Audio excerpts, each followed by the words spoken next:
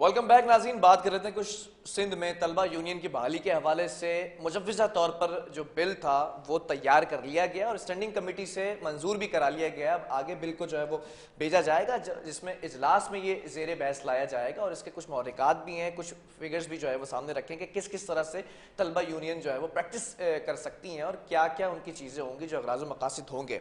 तमाम चीज़ों पर बड़ी डिटेल्ड ब्रीफ जो है वो दी गई है। इसी पर बात करते हैं, हमारे साथ नुमाइंदा K21 news Muzammil Ferozi on call मौजूद है। मुजम्मिल, जानना चाहूँगा ये जो तलबा यूनियन की बहाली के लिए मुजव्वज़ा बिल तैयार किया गया, ये है क्या बेसिकली? हाँ बिलाल, देखे ये बिल्कुल अच्छी खबर है सिंध के तलबा और तलबात के लिए कि सुबह सिंध जो है वो दोबारा से बाजी ले गया है और हमेशा की तरह सुबह सिंध की जो सूबाई असम्बली है वो बिल पास करने में सबसे आगे आगे रहती है। और अभी हमने गुज़िश्ता भी इस पर प्रोग्राम किया था कि जो बुजुर्गों का बिल है वो भी इस असम्बली ने सबसे पहले पास किया था, तो अब नौजवानों का बिल भी जो है वो सुबह सिंध की असम्बली ने पास करने जा रही है।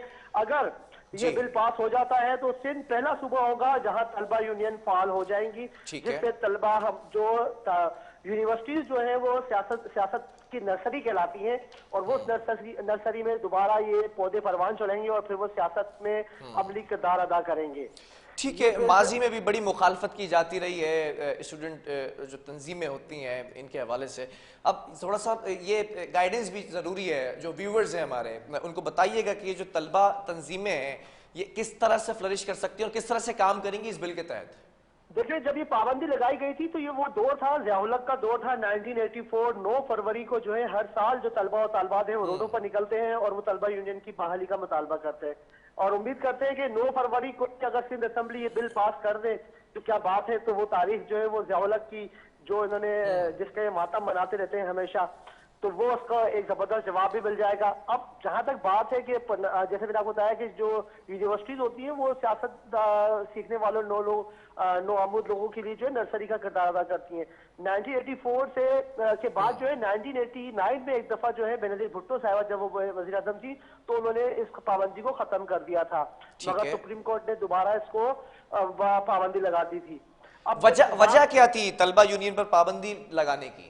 हाँ, तलबा यूनियन पे उस पर पाबंदी लगाने की बात जो थी वो सबसे बड़ी अहम वजह ये बताई गई थी उसमें कि तलबा जो है वो तशद्दुद पसंद होते जा रहे थे और वो जो लड़ाई झगड़े के मामला जो है वो यूनिवर्सिटी में बहुत ज्यादा बढ़ गए थे सॉरी, इसी वजह से जो है वो पाबंदी लगाई गई थी। और इसका जो सबसे बहन जो वजह थी मैंने आपको बताया, जैसे तशद्दुद का बढ़ता हुआ रुझान था और वो उसी वजह से लगाई गई थी ताकि ना ये सियासी पार्टियां होंगी और ना तलबा जो है आपस में लड़ेंगे। मगर इसका जो असल हदफ है वो था मुजफ्फरों को खिलाफ राय से रोकना, उनकी जो आवाज है उसको दबाना था। और जो क्योंकि ज़िया-उल-हक ने जिस तरह से सियासत को भी दबाया था तो वो नौजवानों के जरिए से नौजवानों की आवाज को दबाने की कोशिश की थी।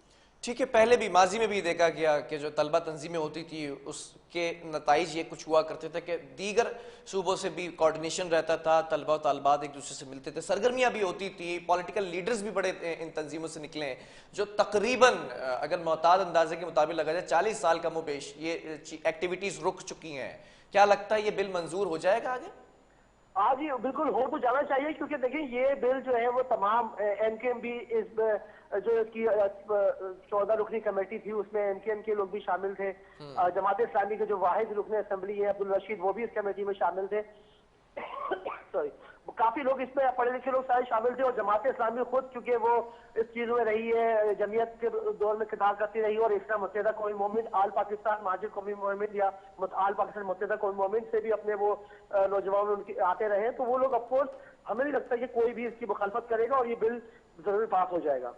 ठीक है, तलबा यूनियन के हवाले से अगर बात की जाए तो यूनियन का इलेक्शन लड़ने के लिए पहले क्या शराइत हुआ करती थी और अब क्या शराइत रखी गई है, इस पर भी थोड़ा सा रोशनी डालिएगा। हाँ देखिए, जब तलबा यूनियन पहले 1979 में जो है पहली दफा कराची यूनिवर्सिटी में गोली चली थी और वो मसला यही था कि वो उस दिन जो है जो यूनियन तलबा जो जीती थी वो हल्फ बर्दारी की तकरीब हो रही थी और जो मुखालिफ थे वो हल्फ बर्दारी की तकरीब को बिगाड़ना चाह रहे थे। तो पहली दफा कराची यूनिवर्सिटी में 1979 में गोली चली थी। तलबा यूनियन के उम्मीदवार के लिए सबसे पहले जो शर्त होती थी वो ये लाजमी होता था कि वो कभी इम्तिहान में फेल ना हुआ हो। ये बड़ी जबरदस्त शर्त थी कि उससे पता चलता था कि जो बच्चा, जो लड़का वो तलबा यूनियन में हिस्सा लेता हो लायक फाइक होना चाहिए, मतलब निकम्मा ना हो। तो इसीलिए उसकी शर्त ये होती थी कि वो हमेशा इम्तिहान में पास किया, उससे इम्तिहान पास किया हो। और यूनिवर्सिटी की कमेटी जो है बनाई जाती थी प्रोफेसर की, वो इलेक्शन की निगरानी करते थे और 10 से 15 रोज में मतलब टाइम ज्यादा नहीं होता था मुहिम चलाने का, सिर्फ 10 से 15 दिन का टाइम देते थे ताकि ज्यादा मामला जो है वो स्टूडेंट अपना ज्यादा जो है वो इलेक्शन मुहिम में ना गुजारे। 10-15 दिन में खत्म हो जाता था ये इलेक्शन।